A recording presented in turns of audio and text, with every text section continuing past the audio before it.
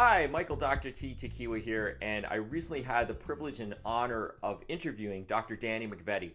She's a consultant, a business person, a veterinarian. She's the co-founder of Lap of Love Veterinary Hospice, and recently she was named the Pet Industry Woman of the Year. So a lot of things going for this person, and you'll find out why when you watch this video. In the series of videos, we're going to be talking about what she does as a veterinarian and her approach towards one of the most important and heart-giving things a veterinarian can do for your family is to help you make a decision on your pet.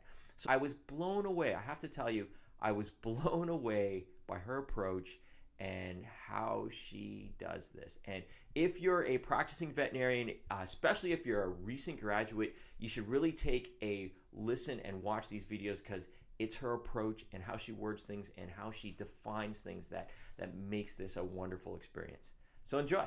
Andy, thanks for being here. I appreciate it. Yeah, thanks, Dr. T. You're having me. So let's talk about you, because in my last 5 years of practice, we've seen a rise in just home care, home visits, we call them, or house call vets. But you take this to a different level. You're talking about hospice care. You're talking about home euthanasia, which I think is one of the best things we as veterinarians can do for clients and their patients. But how did you get involved in this? You know, I think it's an interesting path for us to all realize how we got into veterinary medicine in the first place. And I mean, I think all of us are here for the pets. We all love the pets. And then there's some of us that have a really high love for the people also. And you can't, I mean, you have to treat both, right? The pets come attached to people. So it's how we relate to the people and the things that we enjoy talking about. And for whatever reason, when I graduated, I did emergency medicine, probably because I'm a bit of an adrenaline junkie. So I loved emergency medicine.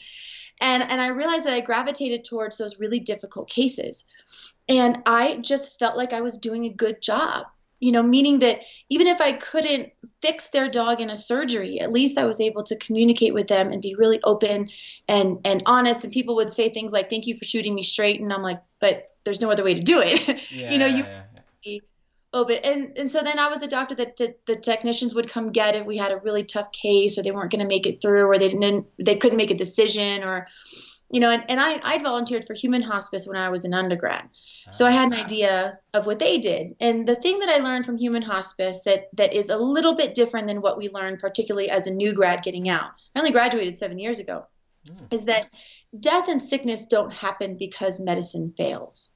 They happen because it's the natural progression of biology. So when clients come in, and of course our families get really upset and their pets are dying, and you know this is not just an animal anymore. Like 50 years ago they were in the backyard, but they're in our beds now. Like they're under the sheets. I mean, these animals are very important in our family.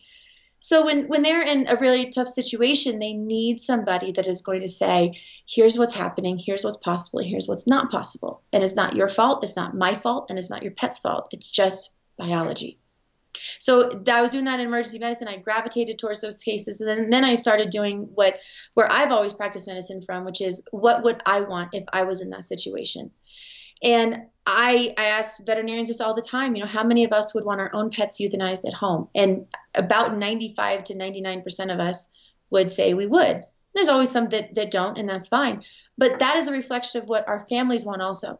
That's exactly what our clients want. 95 to 99% of them are going to want this done at home, if given the option. So anyway, I started doing in-home end-of-life care for people. And, you know, they'd come in with the cat that has the diagnosis of renal failure, and it's Friday. But mom, dad, husband, wife, son, daughter doesn't get back in town until Sunday. And we don't have to euthanize that day. It's okay. They can go home and they can take some time, and then I can go to their home on Sunday and we can do it all together. But what I realized was that time was everything to them. Even if it's a day or 2 days, that time, and that's what veterinary hospice is in our profession. It's not waiting until they pass naturally. That's not the goal. But it's rather literally just simply to be there and give the family time and space and make the best decision that's right for them within medical boundaries.